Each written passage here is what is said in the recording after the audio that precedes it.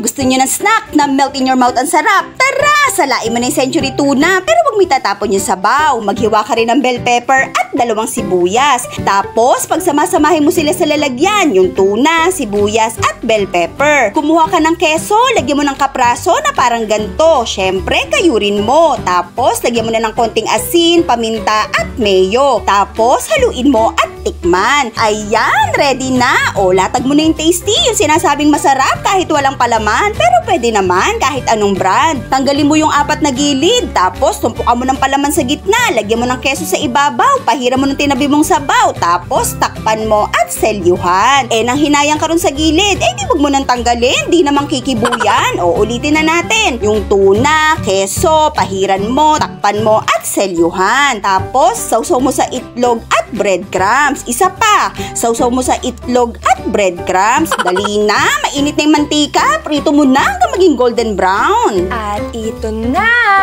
ang cheesy tuna bread ni Nanay.